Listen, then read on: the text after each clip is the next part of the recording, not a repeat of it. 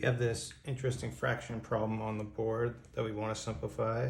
And to start with, I think the first move, what we need to do is we need to make a substitution.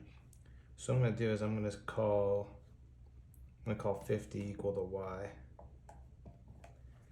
Now then we'll rewrite this whole thing as y cubed minus y squared minus y plus 1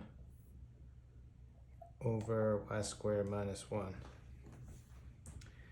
And something that jumps out right away is that this is a difference of two squares.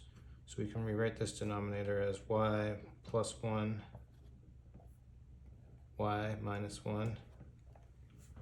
Looking at that as 1 squared. And that's just because when you have a squared minus b squared, it's the same thing as a plus b, a minus b.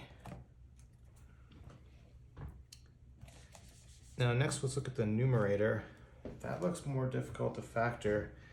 The key thing, what you want to notice is if you add up the terms with positive signs, the coefficients on the terms with positive signs and the terms with negative signs, or I guess you could just say if you add up all the coefficients, it equals 0, right? 1 minus 1 is 0, minus 1 is negative 1, plus 1 is 0.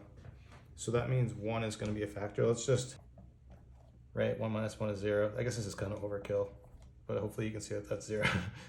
So since we've established that 1 is a factor of the numerator, we can rewrite this as y minus 1. You see if you plug 1 in there, you're going to have 0. And then you could do polynomial long division, but I like to kind of just write it out, assuming a trinomial. Because we can see that when you multiply that times that, you get your 1 for y cubed. You see when you multiply that, you get your positive 1 here. Then I'll look at my square term. Negative 1, we already have that.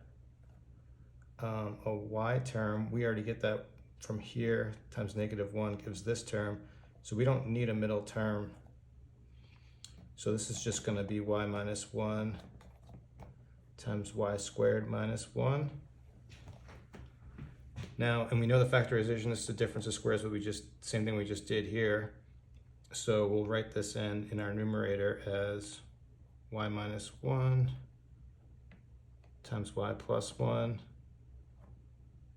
Actually, I should have wrote it. Well, okay, that makes sense. So here's our y squared minus 1. But then what we're gonna have, we'll have some good cancellation, right? We're gonna have that'll cancel, that'll cancel, that'll cancel, that'll cancel. And so what we're left with is just y minus 1. But we know y is 50. So let's plug back in our 50. And that means that this whole thing is going to simplify just to 49.